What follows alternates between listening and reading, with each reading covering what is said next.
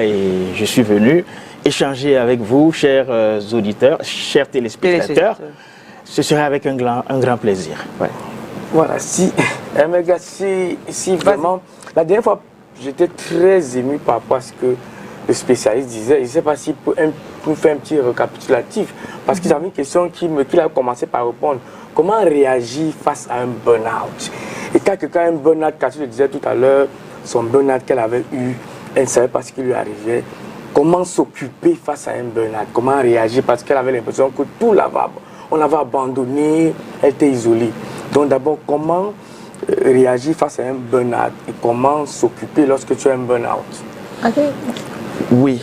Vous voulez dire quelque chose avant que j'intervienne? Yes, based on Kavino's question, he just said if you can do a recap, like a brief recap of what we did, like the lecture you did last time, then you answer his question, so that for those that are just coming, they'll understand that it's a continuation of last week's topic. Thank you. Alors, ce que je vais dire très rapidement au sujet du burn-out, je donne déjà une définition simple, n'est-ce pas, du burn-out. C'est un état de fatigue intense sur le plan physique et sur le plan émotionnel. Et cette fatigue-là ne se résout pas à la suite d'un sommeil, soit-il un sommeil d'une journée. On se relève, mais on se sent toujours physiquement épuisé, fatigué, émotionnellement incapable de faire face. Donc c'est ce qu'on peut dire comme définition simple. Évidemment, dans un tel état, le comportement de la personne sera modifié. Si physiquement, vous ne pouvez pas, émotionnellement, vous n'êtes pas à la hauteur, évidemment, votre comportement va connaître des changements. Et vous ne pourrez donc pas être productif, que ce soit à la maison, que ce soit même dans votre lieu de travail, ou à l'école pour ce qui concerne les élèves. Donc globalement, c'est ça. Et qu'est-ce qui peut causer le burn-out? Le burn-out peut être causé par, en général, ce qui est reconnu par la communauté scientifique, c'est un cumul de stress ou alors le stress chronique. Et nous comprenons que le stress, c'est, n'est-ce pas, tout ce qui se passe dans notre corps, et dans notre tête, et qui nous met en situation de tension pour que nous puissions nous adapter à des situations nouvelles. Et donc lorsque ce stress est régulier, il est permanent, cela peut nous entraîner à une sorte de fatigue qui peut ressembler au burn-out. Mais lorsque ce stress est donc chronique et qu'on essaye parfois d'ajuster, on essaye de s'adapter, on ne peut toujours pas et la pression est toujours là, on ne dort pas suffisamment, on devient nerveux, irrité. Et tout l'environnement est tendu et la pression du travail continue. Là, à un moment donné, on peut craquer. Donc, il y a cela. Et vous voyez en cela deux dimensions. Il y a la dimension liée à la personne qui, malgré sa fatigue, n'est pas prête à déléguer. C'est-à-dire, oui, je suis fatigué, je me sens épuisé. Mais au lieu de déléguer mes charges à quelqu'un d'autre, je continue à porter ces charges-là professionnelles ou des charges familiales pour ce qui concerne le burn-out, n'est-ce pas, familial. Donc, lorsque je ne délègue pas, ça peut continuer à avoir une pression, une tension dans mon système de fonctionnement. Mais il y a des gens qui ne sont pas prêts à déléguer. Il y en a qui sont prêts à déléguer. Ceux qui ne délèguent pas, soit c'est parce qu'ils veulent montrer à la hiérarchie que voilà, je suis à la hauteur, soit ils ont un problème eux-mêmes à leur niveau. C'est-à-dire, c'est des perfectionnistes, c'est des gens qui se disent que c'est eux seuls qui peuvent bien faire. Et là, ils se mettent sous tension sans répit. Ça, c'est d'un côté, c'est-à-dire le côté personnel. L'autre côté, le côté organisationnel, vous avez dans certains services, dans les entreprises, des services où il y a vraiment de la demande qui nécessite de façon permanente l'adaptation du travailleur. Ça peut être des tâches complexes, c'est-à-dire ce n'est pas seulement des lectures, mais vous qui préparez des émissions, si vous avez 3 émissions, 4 émissions à préparer la journée, et que cela doit se faire tous les jours, ben, c'est pas évident. Je ne sais pas combien de fois cette émission passe. C'est tous les jours. Tous les jours. Alors, imaginez tous les jours, vous devez chercher des thématiques pour qu'on évite la répétition et que ça soit toujours intéressant. Ça va vous amener à creuser sans cesse. Et là, ça peut être un facteur de stress qui, si ça continue 1 an, 2 ans, 3 ans, ben, ça peut déranger. C'est pour cela qu'il est bien de parfois prendre une pause, parfois shift, c'est-à-dire donner à quelqu'un d'autre l'opportunité de présenter l'émission pendant que vous faites soit autre chose, soit vous vous reposez. Donc il y a en résumé les facteurs liés à la personne et les facteurs liés à l'entreprise, à l'organisation. Quand la planification n'est pas bonne au niveau organisationnel, ça peut déranger. Donc après cela, on peut parler des manifestations et peut-être des conséquences ouais, ça c'est après, parce qu'on a du burn-out. Donc on peut déjà s'arrêter là. Je crois que j'ai récapitulé un peu et je suis ouvert à toutes les questions.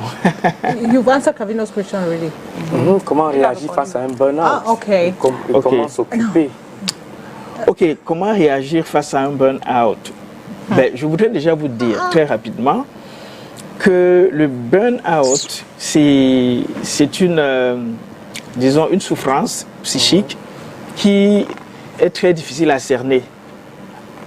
Parce que quand on dit burn-out, il faut vraiment que ce soit le burn-out. Parce que les manifestations du burn-out ont ceci de particulier que ces manifestations sont transversales. C'est-à-dire vous allez trouver les symptômes des troubles anxieux dans le burn-out. Vous allez trouver... Oui, il y a l'angoisse aussi. Bien entendu, il y a l'angoisse, il y a disons, la perte de l'estime de soi, ça va entraîner forcément l'angoisse, n'est-ce pas? Donc, il y a, je disais, les troubles anxieux là-dedans.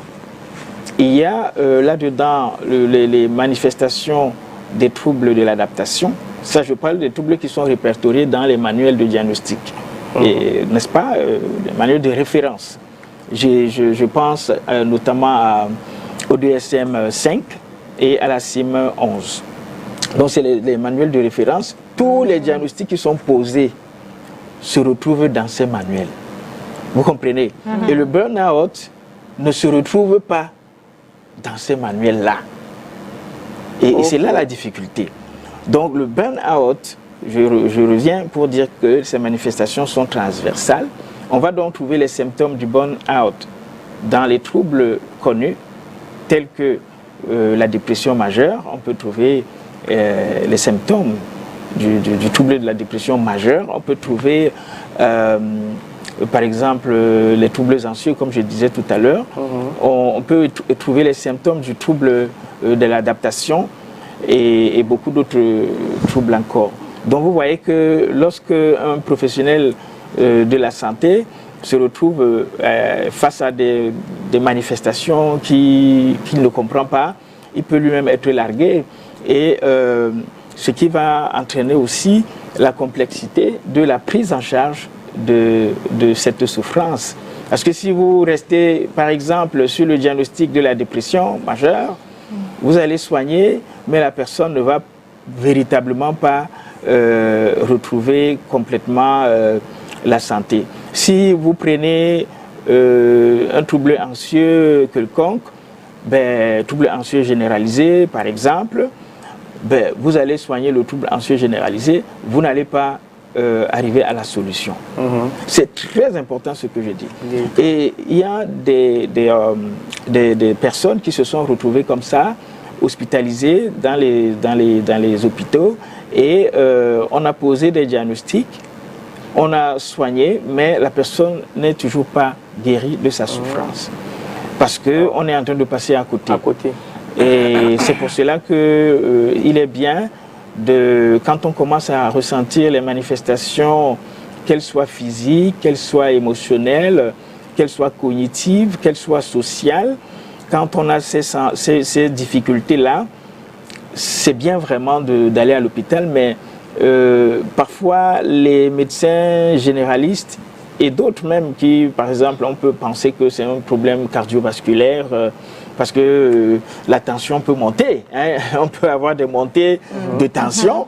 On pense que c'est un problème cardiovasculaire alors qu'il n'en est rien. Vous voyez comment c'est compliqué? Et on va garder la personne chez un cardiologue, on va faire les examens, on va faire ci, on va faire ça. On pourra le mettre possiblement sous médicaments, mais les réponses ou les feedbacks qui est attendu, qui est espéré du médecin ne va pas être concluant, ne va pas être ce qu'il attendait. Et là, on va le référer ailleurs et c'est comme ça qu'il ira d'un médecin à un autre et ne va toujours pas se sentir bien. Donc, quand je parle comme ça, je pense à des cas que j'ai reçus en consultation qui se sont retrouvés à aller d'un médecin à un autre. Ils sont allés même à l'étranger pour essayer de trouver la solution. Ils reviennent au pays, mais ça ne va toujours pas. Vous comprenez? Donc, il y a des outils de diagnostic, pour le burn-out. Et c'est des psychologues qui sont outillés, notamment des psychologues qui ont travaillé sur la problématique du burn-out. Ce n'est pas n'importe quel psychologue qui va de façon effective et efficace gérer les problématiques liées au burn-out. Il faudrait que la personne, ce professionnel, ait été, disons, confronté ou qu'il ait fait un travail là-dessus pour comprendre ce qui se passe. Maintenant, la gestion même, c'est-à-dire les soins réservés au burn-out, peuvent être quelque chose d'assez global, d'assez holistique. C'est-à-dire quoi? C'est-à-dire, au niveau de la santé biologique ou bien la santé somatique, il y a des médicaments qu'on pourra prescrire aux patients. Si, par exemple, là c'est un traitement symptomatique, hein, c'est-à-dire si le sujet a des soucis de sommeil, par exemple, on va lui faire une composition de médicaments qui va lui permettre de dormir. Parce que la personne a des troubles de sommeil, a des insomnies et tout ça. Si la personne a des manifestations anxieuses, on peut également lui prescrire des médicaments qui vont gérer cet aspect-là. Et ainsi de suite. Mais ça ne sera pas tout. Il va falloir éventuellement, même pas éventuellement, il va falloir surtout qu'un psychologue formé à la gestion des troubles anxieux, n'est-ce pas, ou des troubles anxio-dépressifs, vraiment formé par exemple au TCC, qui sont les thérapies cognitivo-comportementales et sociales. Quand un professionnel, un psychologue est formé là-dessus, il peut gérer le burn-out, mais aussi les psychologues formés à l'EMDR, qui est une psychothérapie très efficace sur tout ce qui concerne les troubles anxio-dépressifs également. Donc, et les traumas. Donc, lorsque ce professionnel-là s'y mêle, c'est-à-dire un psychologue formé, d'un côté le médecin, le psychologue, et maintenant d'autres actions ou des ajustements à faire au niveau de l'entreprise. Et parce que nous faisons les recommandations, hein, quand on a fait un bon bilan psychologique, on a vu là où disons, là où ça pèse, là où il y a souci, nous faisons des recommandations à l'adresse de l'entreprise pour que le service compétent puisse apporter ou mettre en application ces réajustements-là que nous indiquons souvent. Donc vous comprenez que c'est une prise en charge globale. On va adresser le côté somatique, on va adresser le côté psychique ou psychologique et on va adresser la dimension sociale.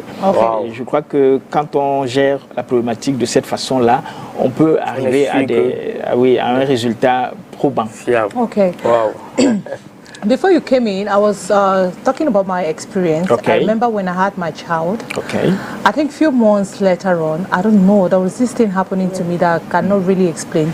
Maybe a few years later on, I started hearing of this postpartum depression. I started hearing of burnout and the rest. I would just sit and start crying. At one point in time, it's like I was regretting having a child. I felt abandoned. Like everything was just pissed me up. So I've seen videos of ladies as well going through the same, or that went through the same situation that I also went through. So I want to find out from you, like, is it possible, like, first of all, I don't know which of it, is it a burnout or is it depression that we were going through at that point in time? Now, as after childbirth, are there possibilities for a nursing mother to avoid that period of it be burnout or depression? This is a very, very pertinent question. It's a good question, but it's also very pertinent. Okay. Okay, postpartum depression or psychosis usually occur a few days after you put to bed. But at your case, you're talking about some months later.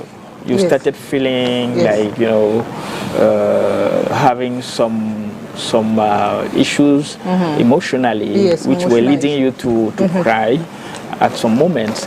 So we cannot say that is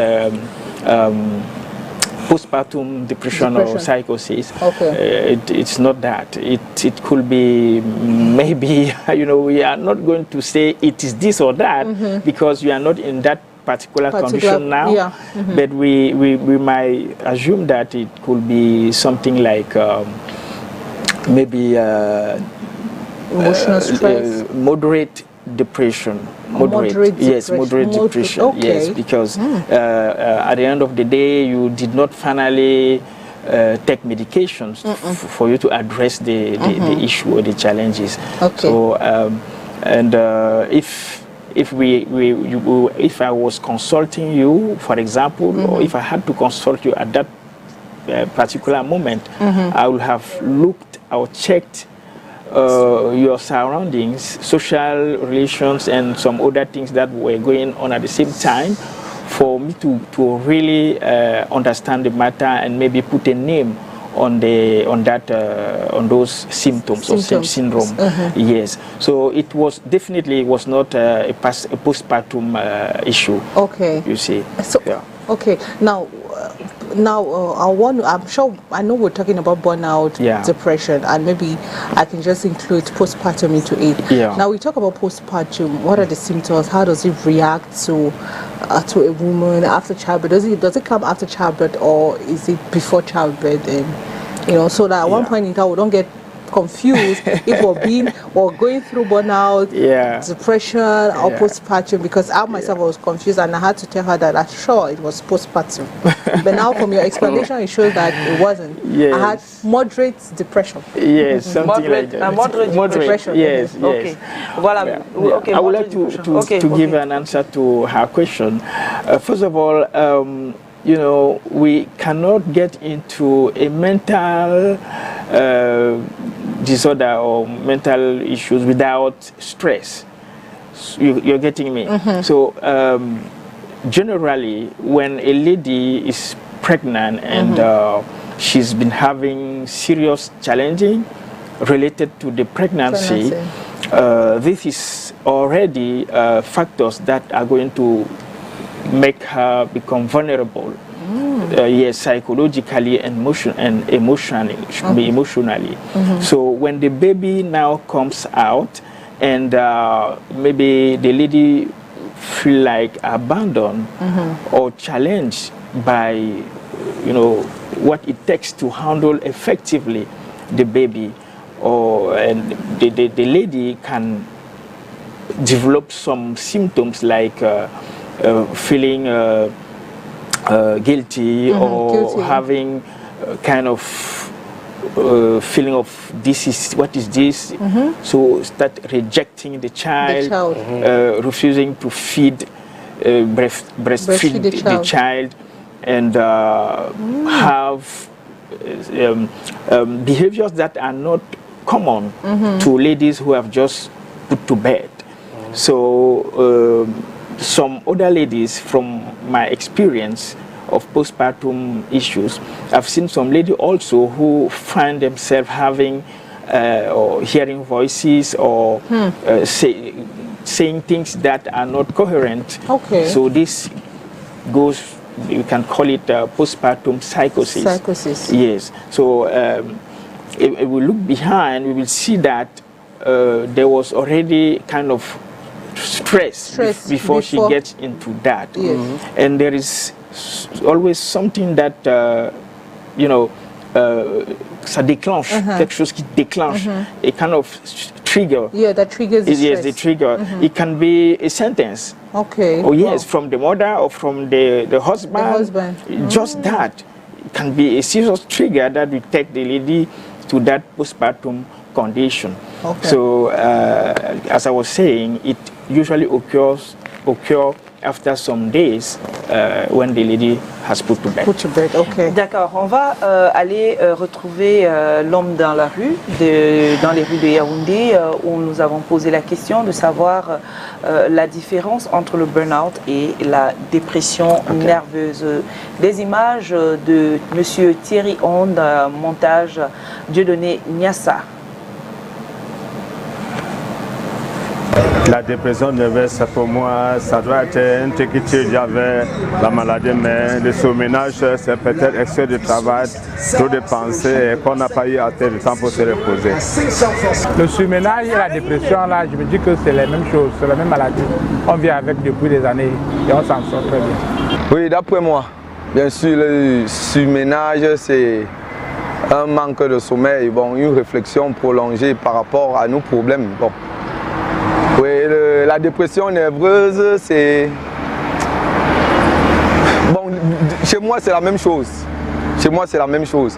Ce sont seulement les mots qui diffèrent. Parce que je ne suis pas, je peux dire, psychologue ou bien...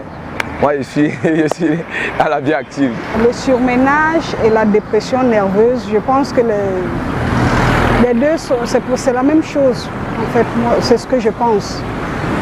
Il peut y avoir une légère différence. Le surménage peut être dû, par exemple, aux problèmes qu'on connaît au quotidien. Et la dépression, moi, finalement, je pense que c'est la même chose. Moi, je ne vois pas la différence. La dépression nerveuse et le surménage, apparemment, ce sont des mots qui se ressemblent, mais je pense que le surménage, il est beaucoup plus gérable que la dépression nerveuse. Parce que la dépression nerveuse, c'est un peu plus profond. C'est un problème, je pourrais dire, d'ordre médical. Il faudrait peut-être rencontrer des spécialistes, alors que le surménage, la plupart du temps, appelle comme réponse le repos. C'est-à-dire que le repos intellectuel, le repos physique, le repos mental. Par contre, la dépression nerveuse, c'est un problème un peu plus médical, psychologique, qui peut faire appel à des spécialistes comme des psychiatres, des psychologues. Je pense, hein, ça c'est mon avis. Ok, la mère. Ok, la mère. Maintenant, alors, Paul Fiston, on dit Tant Paul Fils 2. Tant de Paul Fils, voilà. Oui. Oui, je pense que les Camerounais qui ont réagi, là tout à l'heure, chacun a essayé d'apporter un peu de lumière sur cette problématique, sur la différence qui existerait entre, c'était quoi? Le burn-out, mais eux ils appelaient burn-out surménage. Surménage. Bon, vous savez, nous autres, quand on parle de troubles, c'est qu'on a un référentiel. Nous avons les manuels de référence. C'est là-dedans qu'on trouve ces troubles-là bien classifiés avec des symptômes précis. Vous comprenez? Et vous n'allez jamais voir le surménage dans ces manuels-là. D'accord. Oui, vous n'allez pas voir surménage. Non, non, ça n'existe pas. Tout comme vous n'allez pas voir le burn-out. Mais les choses comme la dépression, vous allez voir dépression généralisée, vous allez voir troubles anxieux généralisés, dépression majeure, les choses comme ça. Mais vous ne trouverez pas le surménage. Donc, le surménage, bon, on peut penser que le surménage soit, disons, une surcharge de travail et qui peut amener le sujet à se retrouver dans un certain état de fatigue. Bon, est-ce que le surménage serait dans le burn-out? Je pense que pour ceux qui ont eu à travailler, à faire des travaux de recherche sur le burn-out, on n'a pas évoqué une similitude entre le burn-out et le surménage. On a plutôt évoqué des choses comme les troubles d'adaptation. Le surménage n'a pas été évoqué là-dedans. Donc le surménage pourrait être une notion c'est un construit qui a fait parler de lui-même pendant un certain moment, une certaine période. Et aujourd'hui, dans les milieux sérieux, on ne va pas vous parler de surménage comme étant un trouble, disons, reconnu. Sinon, comme j'ai dit tout à l'heure, être surmené, c'est avoir plusieurs, disons, plusieurs tâches, plusieurs responsabilités, et on se retrouve dans l'incapacité de gérer tout ça effectivement. On peut donc dire qu'on est surmené, et dans ce surménage, on peut à la longue tomber dans le burn-out. Donc le surménage, tel qu'on peut le comprendre au premier degré, pourrait conduire au burn-out. Donc le burn-out, c'est quelque chose de beaucoup plus sérieux, de vraiment très très difficile, il y a des travaux qui ont été faits dessus depuis 1960 jusqu'à la veille de 70, où les scientifiques se sont penchés sur la question, et jusqu'aujourd'hui, la trajectoire des travaux scientifiques, c'est connu. Et le surménage n'est pas là-dedans. Donc ça veut tout simplement dire, et donc maintenant dire, parce que la dépression, donc c'est quoi? Parce que après ce burn-out, je crois qu'on a suffisamment écouté sur la définition du burn-out et ses symptômes. Maintenant, et la dépression alors, c'est qui nous amène à parfois faire une confusion là-dessus entre le burn-out et la dépression. Ok, comme je l'ai dit tout à l'heure, la première différence, c'est que les troubles dépressifs, n'est-ce pas, sont connus et répertoriés dans les manuels de diagnostic. Le burn-out n'est pas là-dedans. Ça, c'est la première différence. Maintenant, comment se caractérise la dépression? On ne peut pas parler de la dépression, mais on va parler des troubles dépressifs et de l'humeur, parce que ça va ensemble. Et là-dedans, il y a des spécificités, vous comprenez? Si on prend donc le trouble dépressif majeur, là on aura des symptômes bien précis, parmi lesquels évidemment la fatigue physique, la perte de l'élan vital, la tristesse, une vraie tristesse, et des troubles de sommeil. Soit on dort beaucoup, soit on a des insomnies. On a des pensées suicidaires. C'est très important ce que je dis. Il y a des pensées suicidaires qui vont souvent avec des idéations suicidaires. On a également, comment on va appeler ça? Bref, globalement, voilà ce qu'on peut avoir. Et ça doit être des symptômes qui sont observés sur la durée. Donc, si c'est quelque chose qu'on a eu pendant une semaine, on ne peut pas parler de trouble dépressif majeur. Il faudrait qu'il y ait eu quand même un temps important, 3 semaines et plus, pour qu'on puisse envisager une dépression majeure. Donc, il y a aussi là-dedans le sentiment ou le discours de culpabilité. Donc la personne se sent coupable, la personne demande pardon, la personne regrette des choses qui sont, disons, très ordinaires. Mais la personne est dans le regret, est dans la culpabilité, la personne ne sort plus, elle est en retrait. La personne est en retrait, elle est dans une grande tristesse. Vous voyez que ça ne ressemble pas du tout à au burn-out. Sinon, il y a quelques éléments qu'on peut retrouver là-dedans. Donc, globalement, voilà ce qu'on peut dire de la dépression. Mais il ne suffit pas d'écouter ce que je dis. Il dit, ah, je connais une dame qui a eu ça, donc, et c'était la dépression. Non, non, non. Voilà. Le diagnostic ne se pose pas comme ça parce qu'on a entendu des choses ou bien on a lu des choses sur le net. Il faut qu'un professionnel de la santé mentale qui est vraiment formé puisse produire le diagnostic de la dépression. D'accord. Oui, c'est ça. Which can lead someone to commit suicide? Is it a burnout or depression? Both. Both. Yes, both. Okay, so which can lead to which? Burnout can lead to depression, or depression can lead to both. But and which is more severe? Yes, but you know, if you are going through burnout, you might not have those thoughts of committing suicide. Suicide, okay. But generally, when you are going through depression, it's a courant. Yes. C'est courant d'avoir des idéations suicidaires quand on est en train de faire le trouble dépressif majeur. Oui, donc ça fait partie des choses qu'on regarde.